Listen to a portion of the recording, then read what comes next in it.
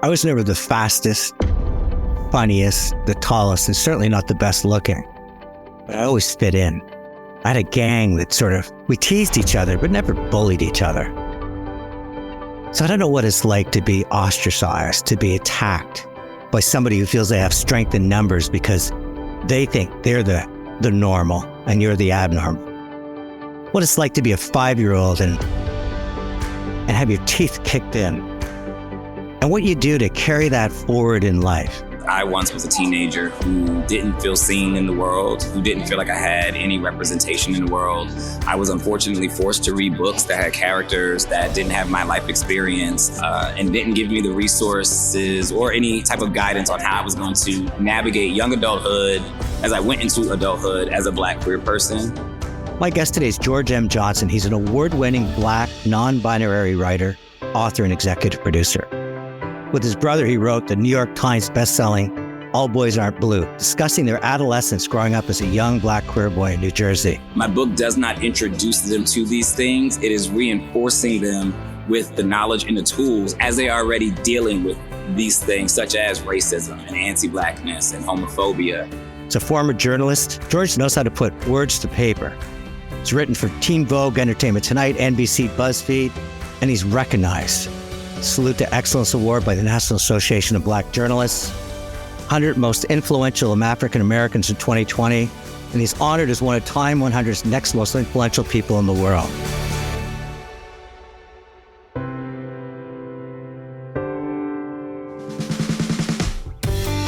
Hi, it's Tony Chapman. Thank you for listening to Chatter That Matters, presented by RBC. If you can, please subscribe to the podcast. And ratings and reviews, well, they're always welcome and they're always appreciated. George M. Johnson, welcome to Chatter That Matters. Thank you. I want to begin by just taking me back to, October 31st, 1985. So you're born on Halloween? Yeah. You talk a lot about your supportive family, and more than once you mentioned Nanny. Yeah, she was my grandmother from Spartanburg, South Carolina. Even though we lived in New Jersey, she kept much of our Southern roots and Southern traditions live through, the foods that we cooked, her accent, just some of the colloquialisms and her wisdoms that she used to teach us.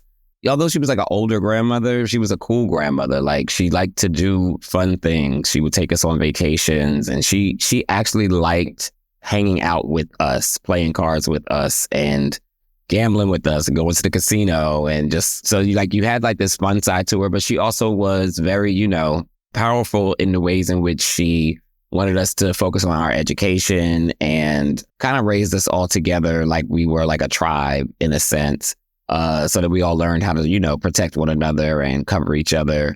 But she just had this emotional capacity for anything. There wasn't a problem that you could be having that she, you couldn't turn to her and talk about. I wonder if she's with you now. She would say, and I stayed so young because of having you and your brother Garrett in her life, in the sense of just feeding off each other. And you talk about us, and then obviously Garrett's played a major role in your life as well. So tell me a little bit about your younger brother. Yeah, we grew up really close. We're only 3 years apart. We also went to college together. And in many ways, we're more than best friends. We're already siblings, but it's we just get each other and know each other inside and out because, we really, really grew up very, very close to one another. And now G has a child we call Baby G. And now I'm extremely close with Baby G. And now me and Baby G have our own relationship too. I guess it was just extraordinary because I was, so effeminate, and he's definitely much more masculine than I am. But we never saw that in each other. We just saw each other, It never really came up. Other people would bring it up, but we never really brought it up. And I think that's what I appreciate about having a younger brother who was just so confident, and me being his older brother. When I was reading some of the articles that you'd written and some of the things that you're into, you said, even at age 5, I knew something was different. I was attracted much more to boys than girls. I was very effeminate.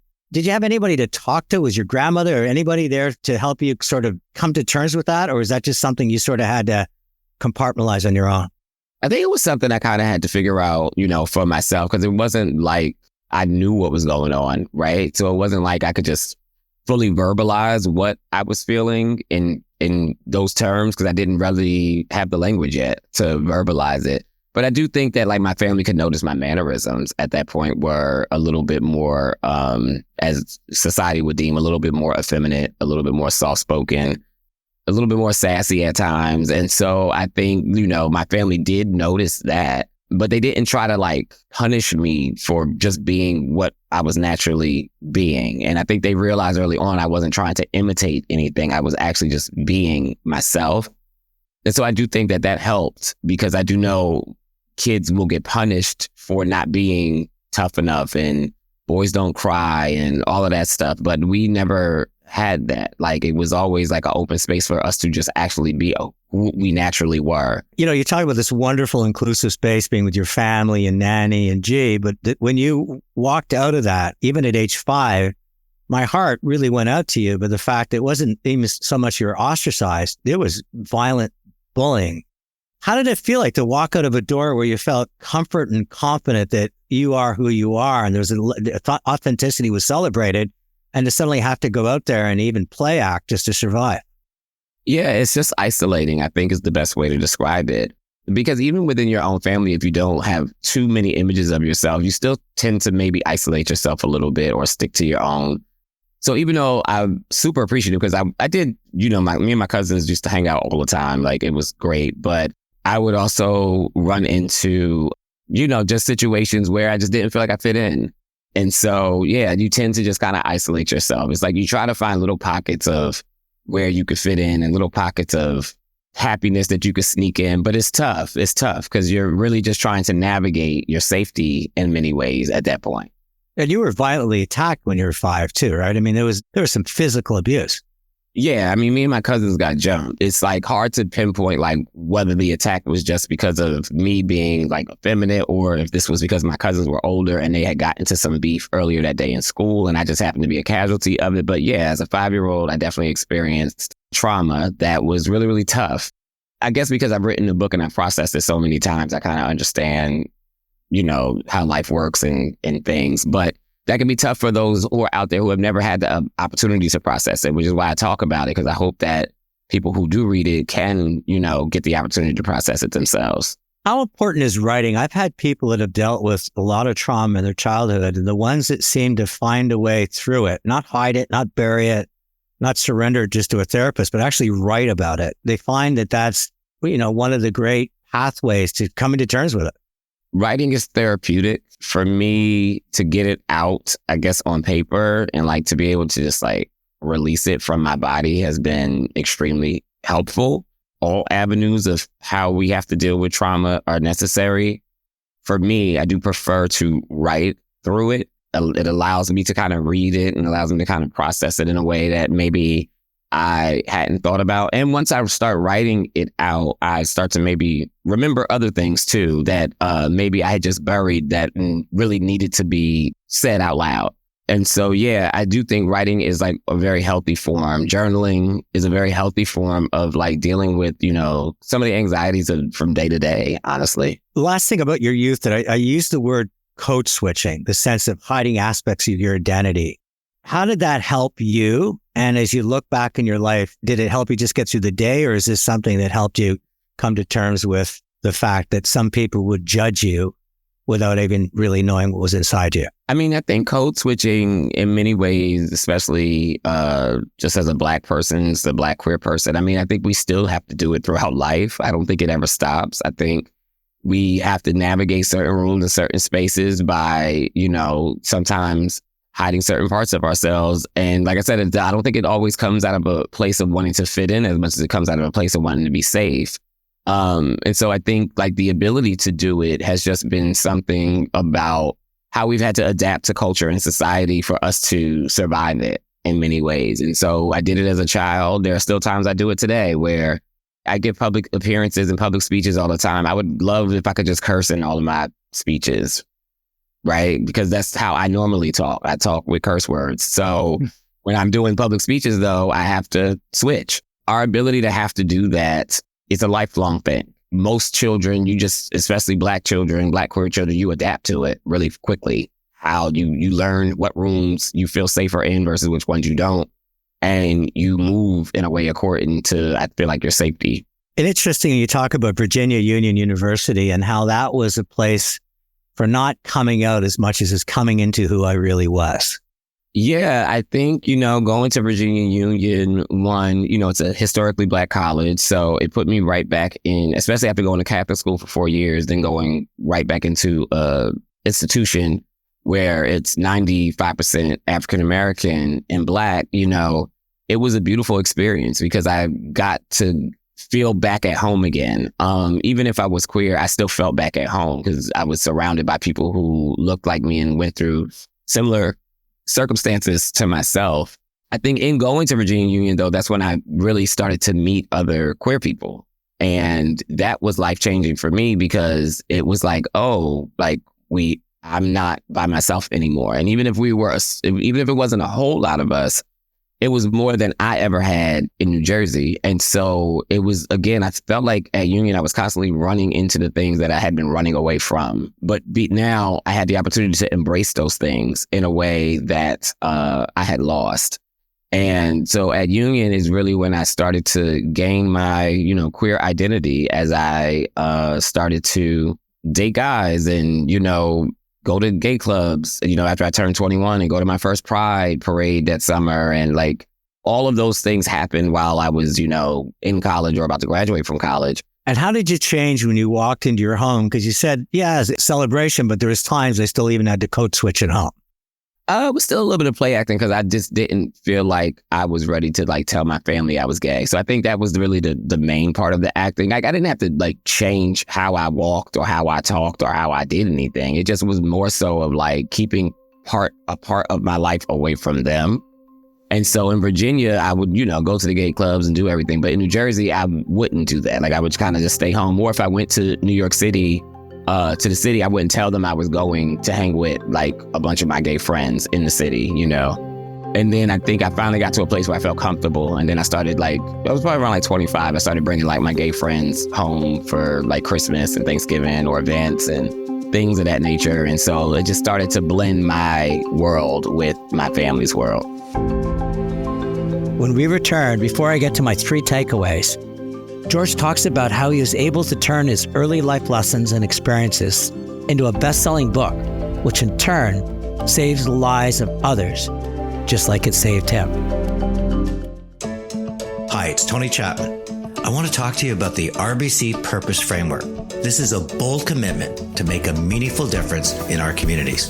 By 2035, RBC will make a philanthropic investment of $2 billion to support community ideas that help seed, scale, and sustain solutions in 3 key areas where RBC believes they can have a meaningful impact. First is to support the transition to a net zero economy. The second, in face of such massive change, equip people with skills for a thriving future. And third, drive equitable opportunities for prosperity, including food security, housing stability, health services, and financial well-being. When communities thrive, we all prosper. And that matters to you, to me, and to RBC.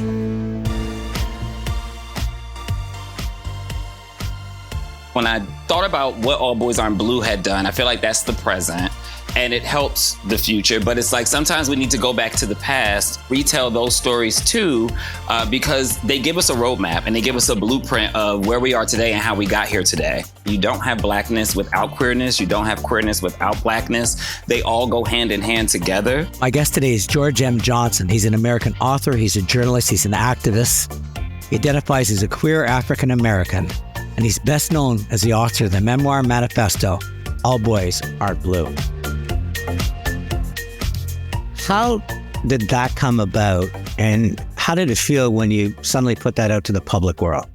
It was tough because we were in the pandemic. I oftentimes grapple with what my actual excitement level was for when my book came out because we were all stuck in the house. So it was not the happiest moment. It was a very hard moment because I was, hoping that the book would get to anyone because we had no bookstores open at that time.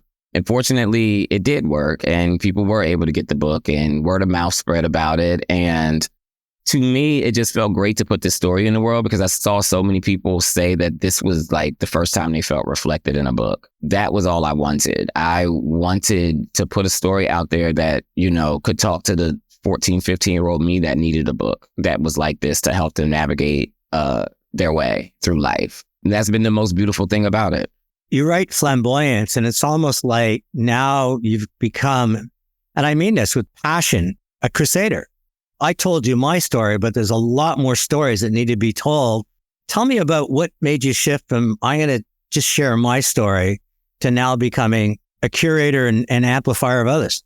It got to a place where I was like realizing that people, younger people, you know, were like, we have a hero in you, like, you know, and they were like, this is so cool. Like, we get to meet you, we get to talk to you, and we read about your life, and you help us so much, and you're like a hero to us. And I was like, well, who was the heroes to me? Like, who were my heroes? A minute, like some of these people that I'm researching, I didn't know they were queer. And so it kind of started to spark the idea of like, how do we go back in time and tell these stories of our queer ancestors who have either been whitewashed or have either just not been told at all in the proper light. Pay homage to the totality of who they were as people while also giving their stories to a new generation of people. I do want people to see, you know, me as someone that is fighting to put our culture out there and all of those things. But I also want them to be able to know that Marsha P. Johnson was a role model too, and Gladys Bentley, and, you know, James Baldwin, and, you know, Richard Bruce Nugent, like all of these people also existed too. And like, the more y'all learn about them, the more you'll in turn learn about yourself and learn about the fact that you have like history and legacy here. So like, you're not some anomaly that's happening, like that we've always existed here.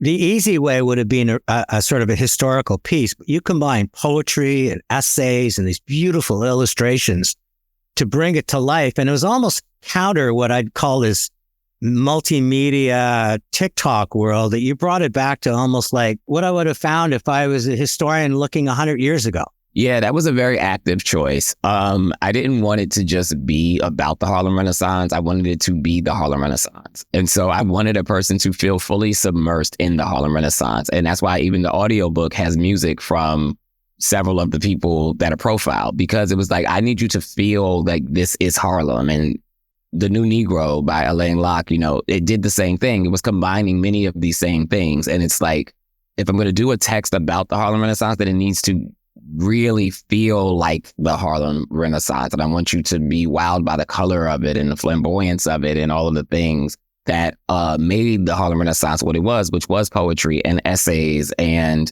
personal reflection and, you know, illustrations. And so it all just came together really nicely, which I'm super excited for, because sometimes these things come in my head and I'm like, I can see it in my head. I don't know how we turn it into a book. You become this positive force. I mean, they're calling you a hero, you're a crusader, you're opening people's eyes, but you're still running into a very thick wall I call ignorance out there. I mean, people are trying to ban the book. How do you come to terms with that? Is this just something that you can say over time it can change if we keep elevating these stories and celebrating them? Or do you just come to the realization that they're in that castle, they'll never lower a drawbridge, and who cares? Because the rest of the world is worth celebrating. Yeah, I always say it's not my job to always erase the ignorance of others, and it's definitely not my job to erase the ignorance of an oppressor. It is the job of those who sit across from Thanksgiving tables and think that it's okay that we can sit across from this table even if we have differing opinions that could kill someone. Like, that's a problem. It is your job to do that. It is your job to get your cousins and your aunts and your uncles who think that book banning is okay when you know it's not okay to understand why, right? That can't be the job of the writer, and it can't be the job of the librarian, and it can't be, and kids shouldn't have to become activists to fight for their own rights because one parent has an issue with a book that their child probably doesn't have an issue with, because that's actually what we run into the most, is that the kids do not have issues with these books. It is the parents. I've just had to, like, going through this journey, realize, one, they're not reading the books. So you can't fight that type of fight with a person who's never even read the book. So this is like an ideological war. So you have to fight it from that standpoint. And what you have to realize is sometimes that ideology shifts, but these people, they throw like noodles at a refrigerator trying to see what sticks. And I feel like with book bans, it's interesting because it's like what we're seeing is like the same books are getting banned, but we know more books are coming out every year. So how are you keeping up with the new queer books that come out every single year and the new Black books that come out every single year and the new Latinx books that come out? Like your mission makes no sense because y'all have no actual system of keeping up with how many new texts are still coming out that are going to be available to teens every year with the same topic that you keep the same 10 books attacking, right? I feel personally like we're winning in that regards because I have a new book out that introduces 14 more queer people into the world to young adults, So unless they catch it, like, are you going to ban it? Do you even know it exists? You're based in LA and you would argue that American content is the dominant culture around the world. As a Canadian, I'm always fascinated to know how does that exist in your country when what I see from the outside in is, I'm a diehard Republican, a diehard Democrat. How do you find a place that says that we can still create this without it driving you crazy? Because to me, it's like these opposing forces. I don't understand how America could produce such content, such books like yours, and yet have that mentality even at the dining room table. There are just so many factions of each of the binary parties where it's like there's a huge swath where you wouldn't be able to tell if they're a Democrat or a Republican. Even though they may have chosen a party, it's like there's no like monolith to it.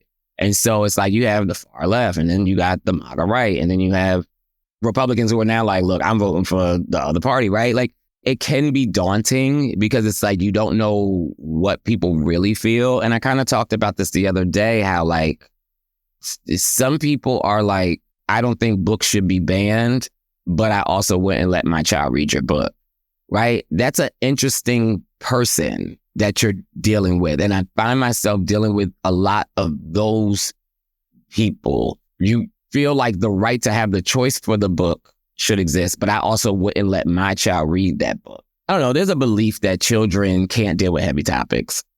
I was a teenager when 9/11 happened. You're afraid of your child reading about a book about war and about death and it's like we live through it. We watch it happen.